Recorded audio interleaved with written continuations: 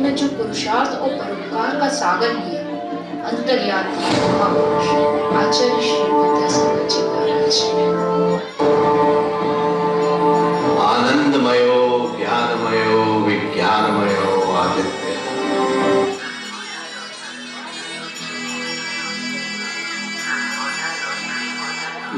जय हो संयमी, जय हो संयमी, जय हो संयमी, जय हो संयमी, करते तुमको है नमन, जय हो संयमी, चांद तारे और जमीन, जय हो संयमी, चंद्रमा सा तेज है,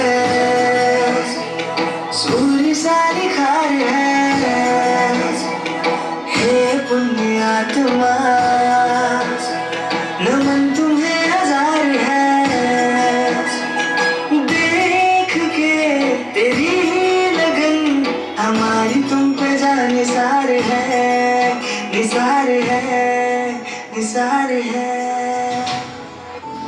सभी आज गुरुदेव को श्रद्धांजलि देना चाहते हैं, पर गुरुदेव के लिए क्या होगी सच्ची श्रद्धांजलि? पहनो सब खादी, पालो सब गाय, जीवन निर्माण की कला है प्रतिभा स्थली का अभिप्राय, पूर्णायु चल चरका है गुरुदेव की शान, हिंदी को अपनाकर ही मिलेगी भारत को एक नई पहचान। सभी ने चरण तो छुए हैं, अब समय है आचरण छूने का।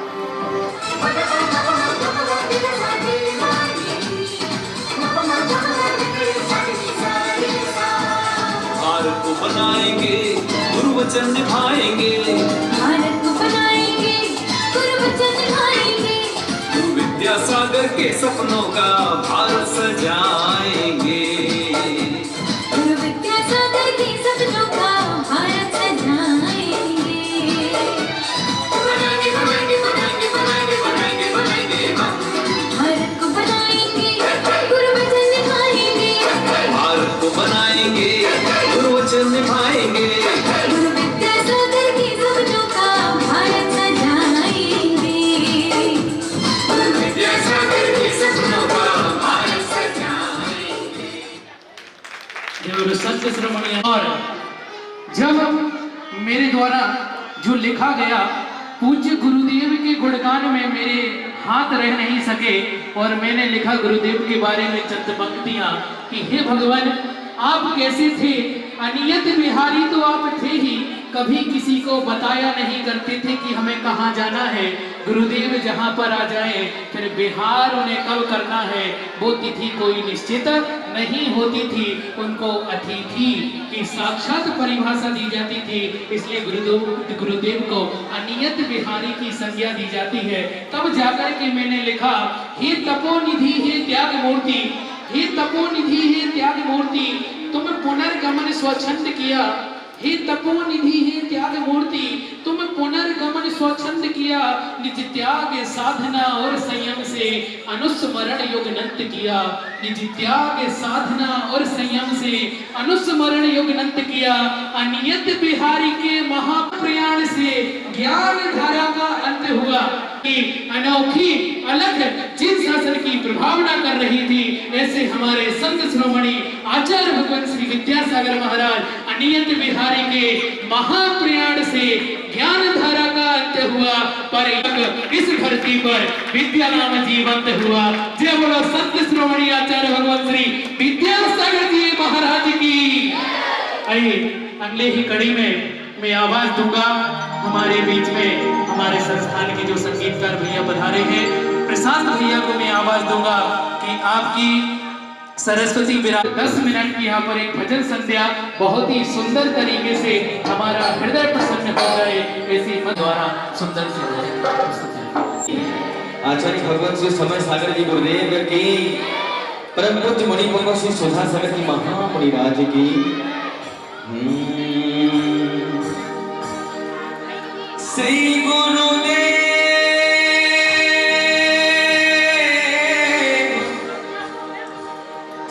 गुरुदेव विद्यासागर की गौरवपूर्ण कहानी इतनी छोटी आयु में गुरु बने, इतने गहरे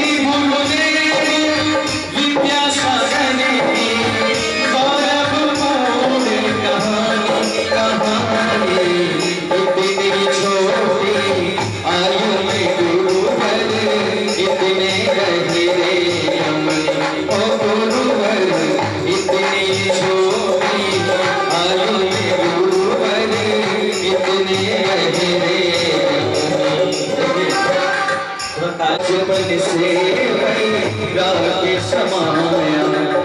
हमारे आज से बचपन कैसे थे, जिनको कितनी वर्ष में ही पहला कहा गया था, कितनी वर्ष में?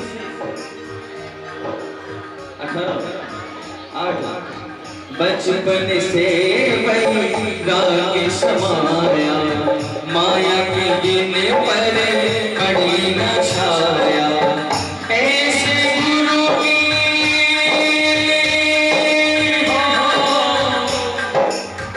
ऐसे गुरु की शरण जो पाले, सब तर जाए वो प्राणी वो प्राणी।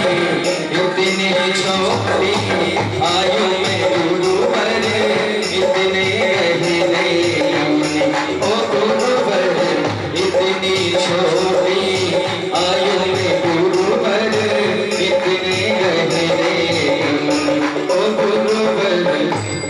जब गुरुदेव को वैराग हुआ तो कैसा विचार आता है, कैसा भाव मन में आता है। तन से दिगंबर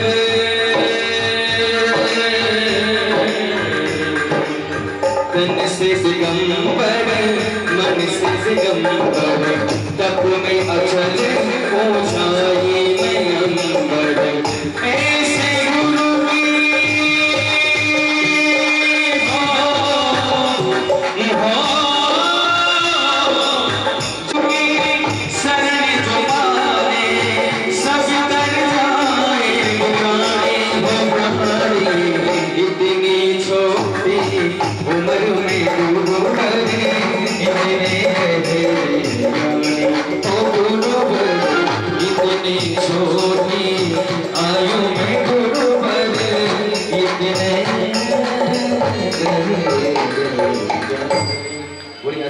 कैसे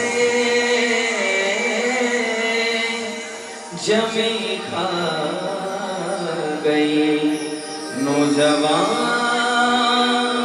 कैसे कैसे हो आज जवानी पर गिराने वाले, कल पछताएगा, कल तो सूरज धीरे धीरे ढलता है जाएगा, कल तो सूरज धीरे धीरे ढलता है जाएगा। आज जवानी पर गिराने वाले, कल पछताएगा, कल तो सूरज धीरे धीरे ढलता है जाएगा, कल तो सूरज धीरे धीरे ढलता है जाएगा। ढल जाएगा ढल जाएगा ढल जाएगा ढल जाएगा।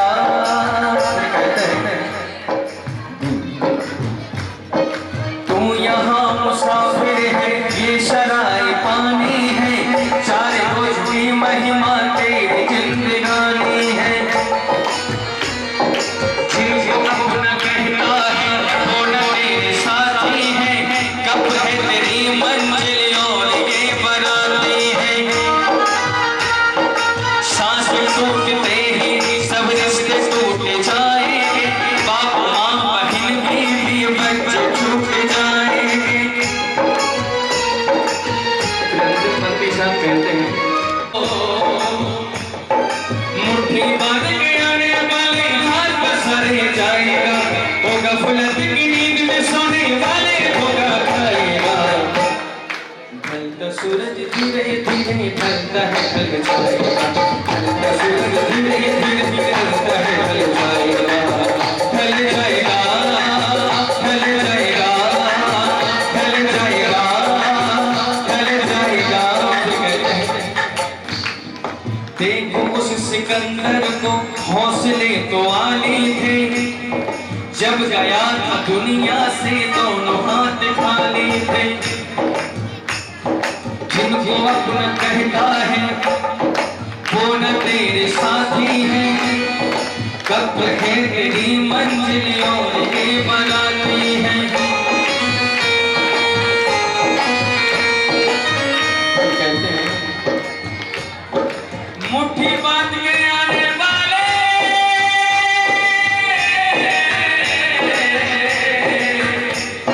मुट्ठी बांध के आने वाले हाथ पसारे जाएगा, वो गफलत की नींद में सोने वाले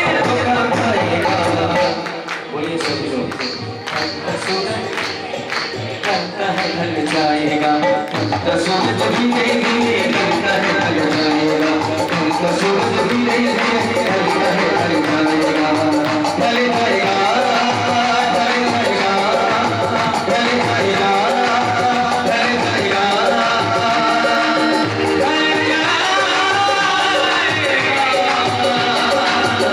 ढल जाएगा। इस धरा पे इस धरा का बात कर लाया था क्या जो बात कर ले जाएगा। राजा राणा छत्रपति हाथन के रसवा मरना सबको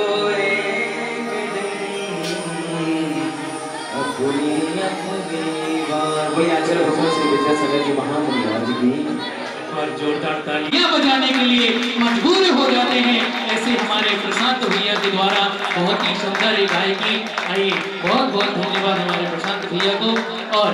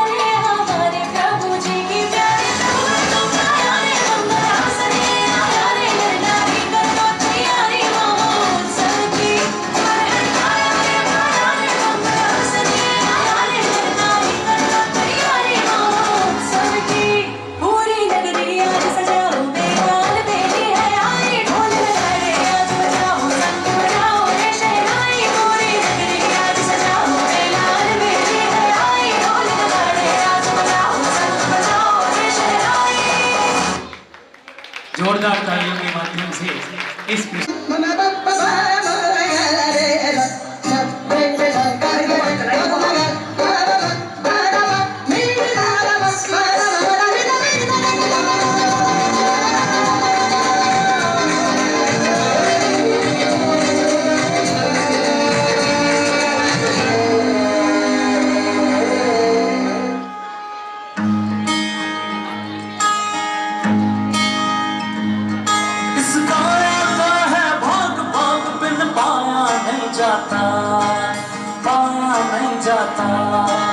पाया नहीं जाता, इस काया का है भाग भाग बिन पाया नहीं जाता, कर्म बिना नसीब तोड़ फल खाया नहीं जाता, कर्म बिना नसीब तोड़ फल खाया नहीं जाता।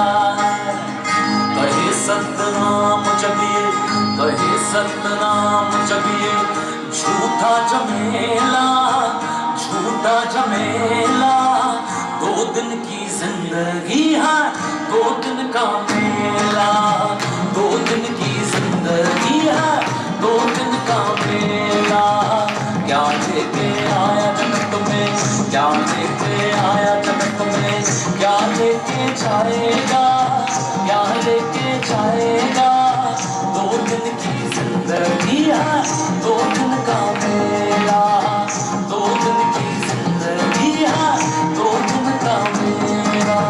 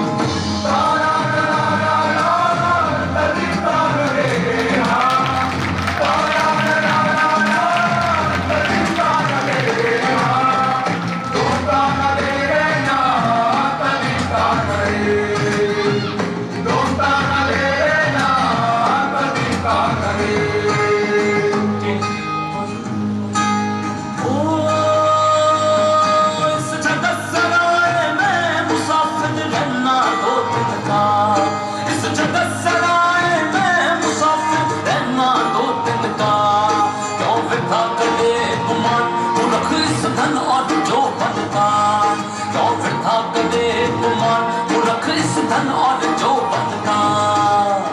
ना ही भरोसा पल का, ना ही भरोसा पल का, यूं ही मर जाएगा, यूं ही मर जाएगा। 2 दिन की जिंदगी है, 2 दिन का मेला, 2 दिन की जिंदगी है, 2 दिन का मेला। क्या लेके आया जगत में, क्या लेके आया जगत में, क्या लेके जाएगा, क्या लेके जाएगा। 2 दिन की जिंदगी है, 2 दिन का मेला, 2 दिन की जिंदगी है, 2 दिन का मेला।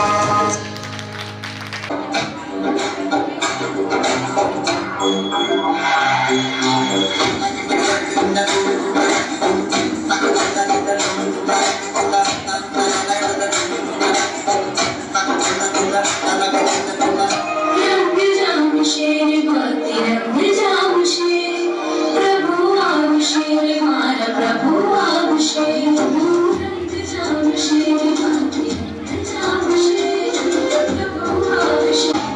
पूरी नगरी आज सजाओ गई रात बेटी है आई, ढोल नगाड़े आज बजाओ संग बजाओ रे शहनाई। पूरी नगरी आज सजाओ गई रात बेटी है आई, ढोल नगाड़े आज बजाओ संग बजाओ रे शहनाई। आनंद में छाया रे बंधुआ सही आया रे, हरनाई करो तैयारी आज उत्सव की।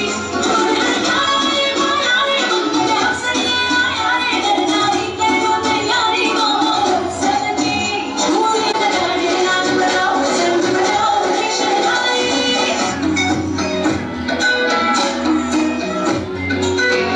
देखो झूल रहे शिला के लाल पालना, कहीं शोर ना हो जाए जरा संभालना।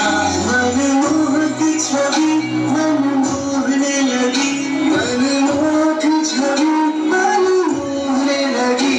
डोर पे लगी हले हले हले थामना, कहीं शोर ना हो जाए जरा संभालना। देखो झूल रहे शिला के लाल पालना, कहीं शोर ना हो जाए जरा। हमने ही पंथ बनाया, पथ के ऊपर एक बिंदु लगाया, बिंदु में उलझे सिंधु बुलाया। इस पंथवाद ने हमें कहां तक पहुंचाया, किससे जीते हम, हमने किसे हराया, हमने किसे हराया।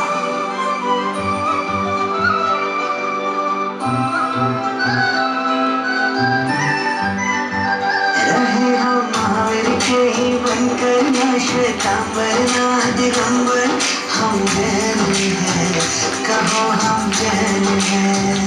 रहे हम महावीर के ही बनकर न श्वेतांबर न दिगंबर, हम जैन हैं, कहो हम जैन हैं।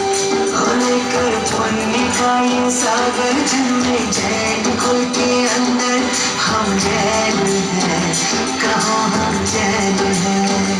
धर्म से जैन है, कर्म से जैन है।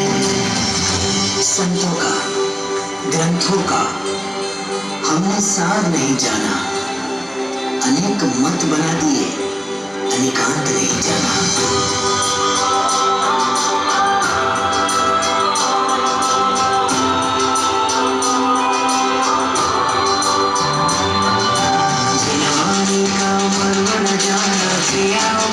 है धर्म माना, संत तेरा वो पंथ मेरा, दुनिया में देखा है वेद जरा।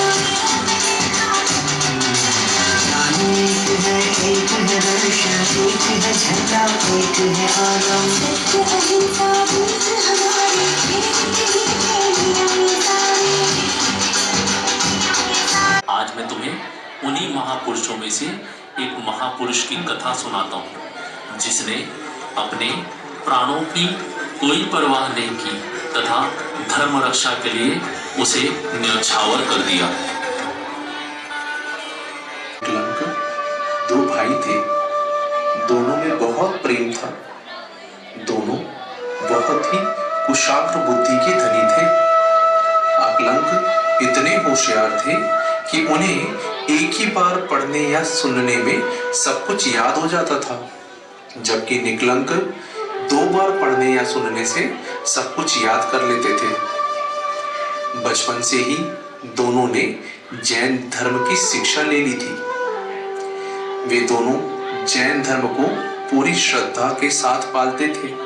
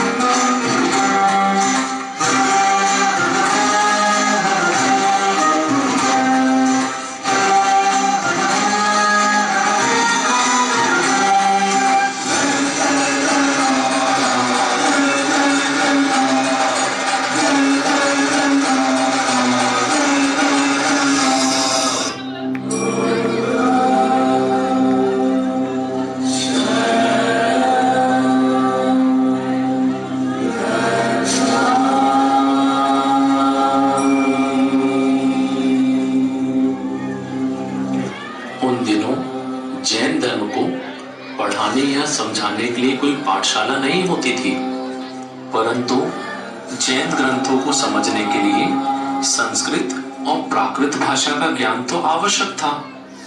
अतः अकलंक और निकलंक ने उन भाषा का ज्ञान अर्जित लिया, किंतु दूसरे धर्म के अतः उन्होंने अपनी पहचान छुपाकर वहां प्रवेश लिया और ज्ञानार्जन करने लगे।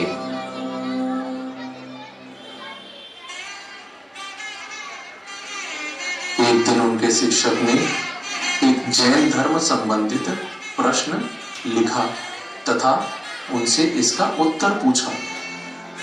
चलो शिष्यों, बताओ इसका उत्तर। किम मोक्ष मार्ग? मोक्ष मार्ग क्या है? किसी भी विद्यार्थी को उसका उत्तर ज्ञात नहीं था। सिर्फ अकलंक और निकलंक ही उसका उत्तर जानते थे। सबकी नजरों से बचते हुए उन दोनों ने उसका उत्तर लिख दिया।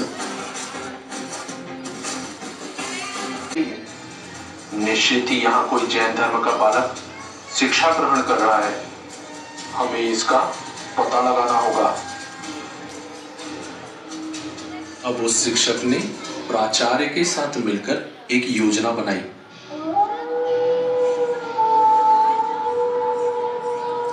रात्रि में उन्होंने तेज और डरावनी आवाज निकालना प्रारंभ किया।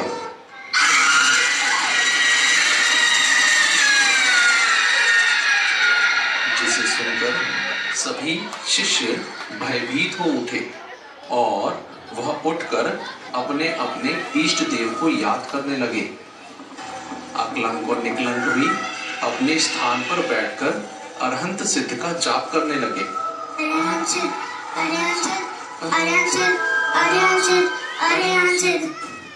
जिसे एक द्वारपाल ने सुन लिया तथा वह तेजी से उन्हें पकड़ने के लिए दौड़ा।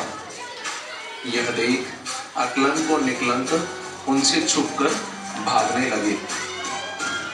उन्हें पकड़ने के लिए प्राचार्य ने उनके पीछे सैनिकों को भेज दिया। दोनों भाई नमोकार मंत्र जाप करते हुए भाग रहे थे। भागते भागते एक कमल सरोवर के पास पहुंचकर दोनों भाई रुक गए। तब निकलंक ने कहा, भैया, प्रतीत होता है हम दोनों का जीवन संकट में है।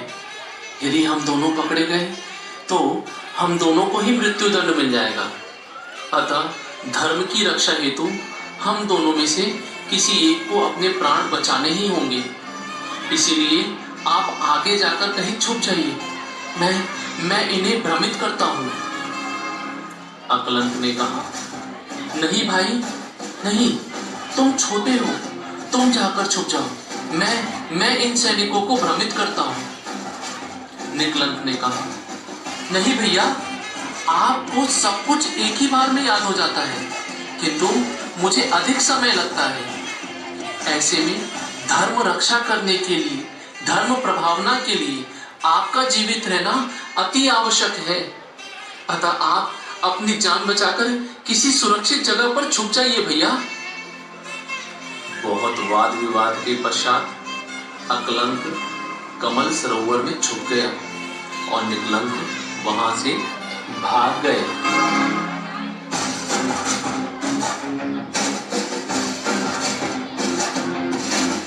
रास्ते में एक व्यक्ति ने निकलंक से पूछा, क्या हुआ भाई, तुम इस तरह क्यों भाग रहे हो?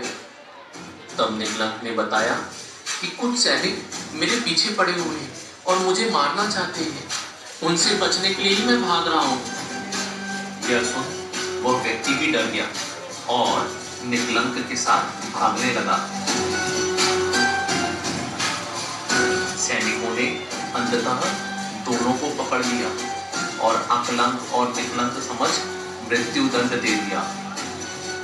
इस प्रकार निकलंक ने धर्म की रक्षा हेतु अपने प्राणों का बलिदान दे दिया एवं अकलंक ने दिगंबरी दीक्षा लेकर अनेक शास्त्र लिखे एवं धर्म की प्रभावना की।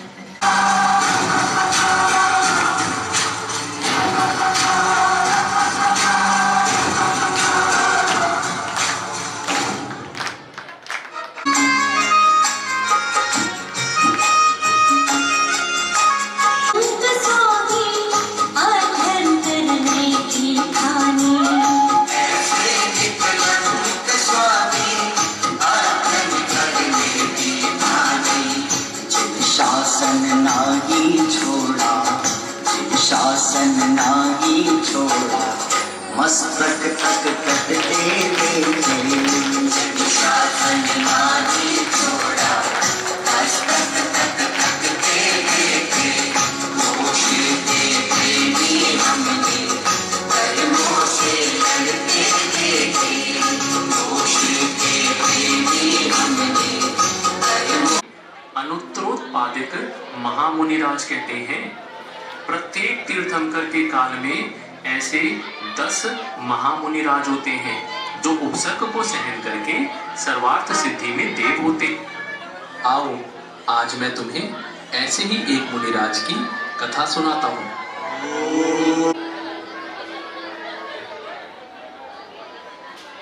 उज्जैन नगर में एक सेठ और सेठानी रहते थे। वे बहुत ही धार्मिक और धन संपदा से संपन्न थे। एक दिन उस नगर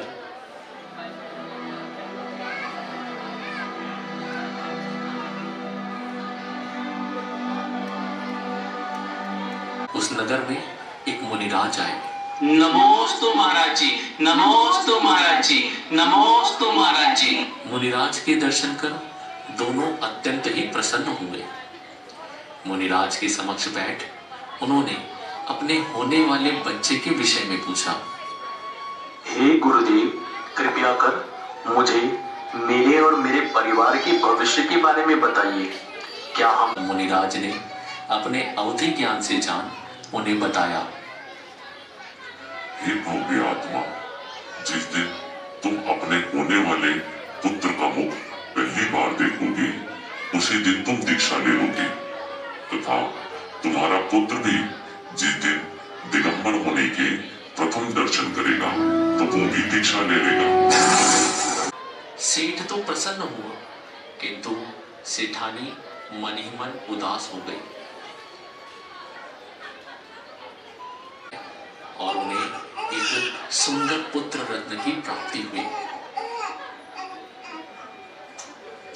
पुत्र का मुख देखते ही सेठ को वैराग्य उत्पन्न हुआ और उन्होंने दीक्षा धारण करने की सोची।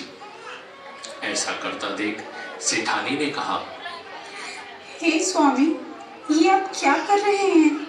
अभी तो हमारा पुत्र बहुत छोटा है और आप दीक्षा ले रहे हैं। हम आपके बिना कैसे जीवित रह पाएंगे? किंतु वैराग्य तो कुछ नहीं देखता।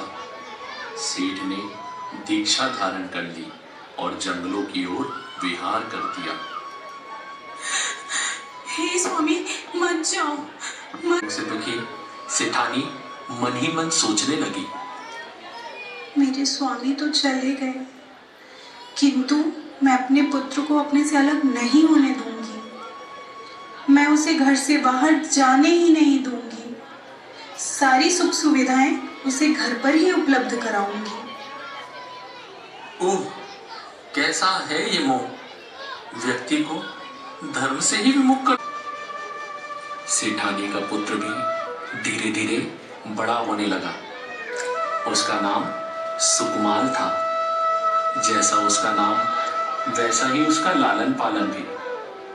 सभी सुख सुविधाओं में वह धीरे धीरे बड़ा हो रहा था। उसे एक क्षण के लिए भी घर से बाहर जाने नहीं दिया जाता था। घर के बाहर पहरेदार थे जो यह देखते थे कि कोई मुनिराज आसपास भी ना आ सके।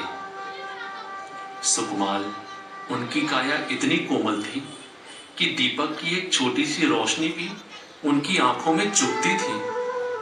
राई का एक छोटा सा दाना भी बैठने पर उन्हें पीड़ा पहुंचाता था। वे केवल कमल पत्र में पके हुए चावल ही खा पाते थे। धन्य है ऐसे सुकुमाल। गणधराचार्य जी ने चातुर्मास किया। चातुर्मास के अंतिम दिवस मुनिराज ने अपने अवधि ज्ञान से जान लिया कि सुकुमाल की आयु तो मात्र 3 दिन ही शेष रह गई है। अतः रात्रि में वे उसके भवन के पास ही उपवन में जोर जोर से पाठ करने लगे।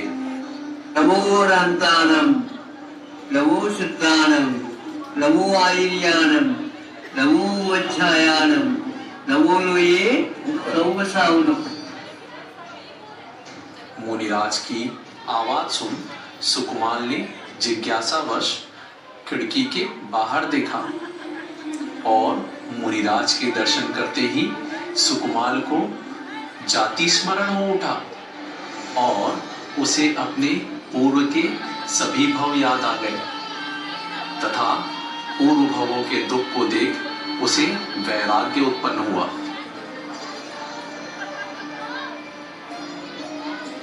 वे सुकुमाल मुनिराज के समक्ष बैठ गए।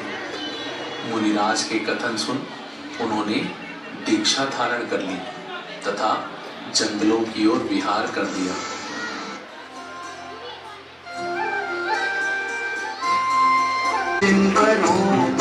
मार्ग पर बढ़ चले मुनिराज,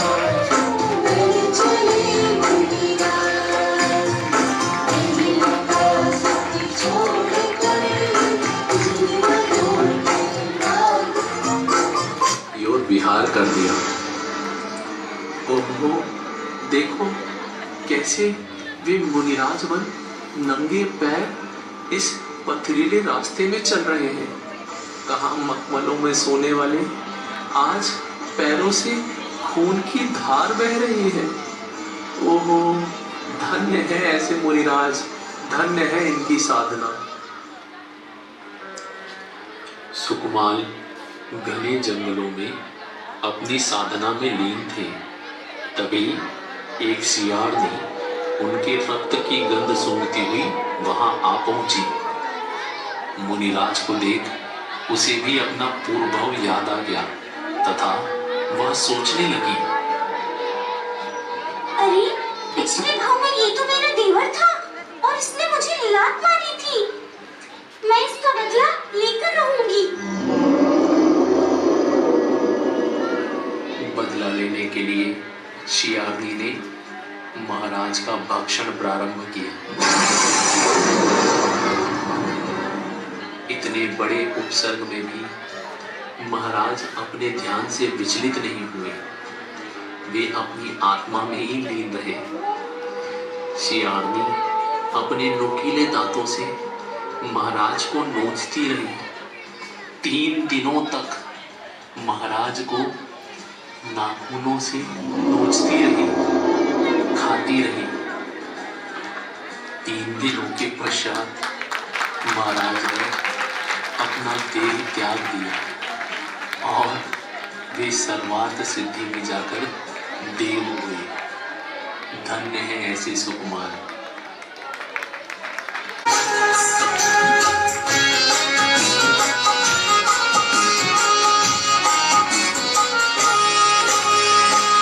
सरसों का भी एक दाना जिनके तन में चुभता था, सरसों का भी एक दाना जिनके तन में चुभता था। काया की सुध छोड़ी, काया की सुध छोड़ी, गीदड़ तन खाते देखे। काया की सुध छोड़ी, गीदड़ तन खाते देखे। मोक्षे फिर जीवन में खड्गों से लड़ते देखे। मोक्षे फिर जीवन में खड्गों से लड़ते देखे। क्या उपसर्ग केवली कहते हैं? क्या तुम्हें पता है प्रत्येक तीर्थंकर काल में ऐसे 10-10 उपसर्ग केवली होते हैं। आओ आज मैं तुम्हें ऐसे ही मुनिराजों की कथा सुनाता हूँ जिन्होंने उपसर्ग को सहते हुए मोक्ष प्राप्त कर लिया, जीत लिया। इस युद्ध को महाभारत कहा गया। महाभारत के कुछ दिनों बाद द्विपायन मुनिराज के क्रोध से द्वारिका नगरी जल गई। यह सुन पांचों पांडव बहुत दुखी हुए और उन्होंने पुनः द्वारिका नगरी को बसाया। नई द्वारिका बनाने के बाद भी पांडव खुश नहीं थे। उनका मन स्थिर नहीं था। वे बहुत विचलित रहते थे और मन ही मन विचार करते थे, अरे जब देवों द्वारा बनाई हुई यह द्वारिका नगरी भी बच नहीं सकी तो हमारा क्या होगा? राज्य के लिए हमने अपने भाइयों से युद्ध किया जिसमें कितने सारे निर्दोष सैनिक मर गए। यह सब संसार तो नश्वर है। ऐसा सोचते हुए उन्होंने अपने कल्याण की भावना भाई और आत्मचिंतन करने लगे। उसी समय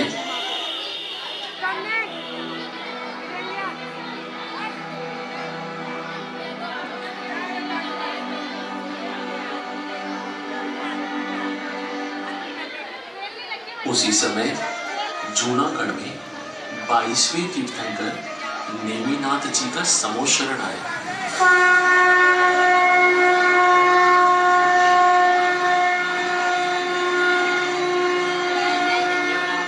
सभी पांडव, द्रौपदी, कुंती, सुभद्रा समोशरण में गए। उन्होंने भगवान की दिव्य ध्वनि से अपने कल्याण का उपदेश सुना।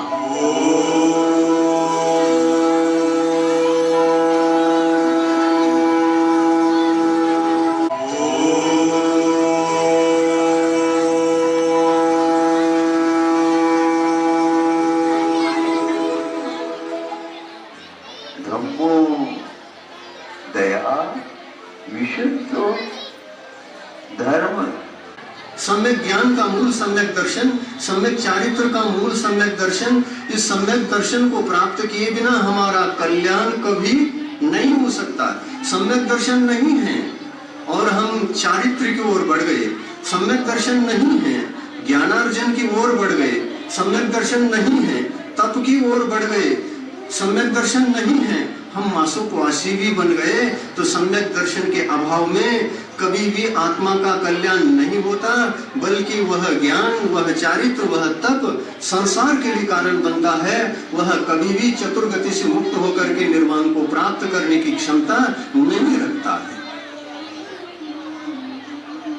पांडवों के मन में वैराग्य के भाव तो पहले से ही थे।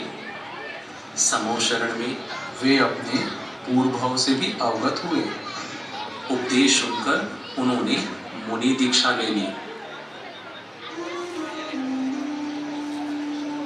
द्रौपदी, कुंती, सुभद्रा सभी रानियों ने भी पूर्व भाव के बारे में जानकर अपने कल्याण के लिए सभी ने राजोन्मती माता जी से दीक्षा ले ली तथा आर्य का बन गए।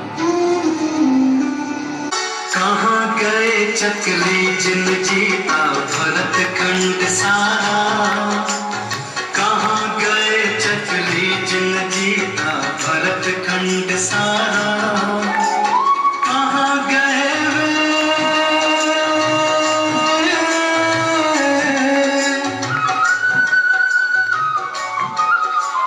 कहाँ गए वे राम और लक्ष्मण जिन रावण मारा, कृष्ण रुक्मणी सतभामा और संपत्ति सगरी, कहाँ गए वह रंग महल और सुवर्ण की नगरी, नहीं रहे वह लोभी कौरव जो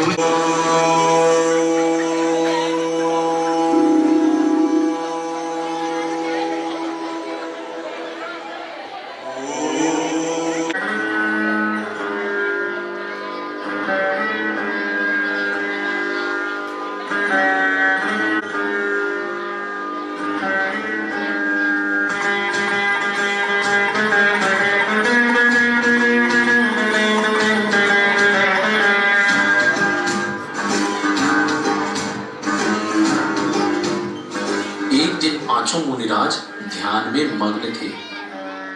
तभी दुर्योधन का भांजा वहां से जा रहा था।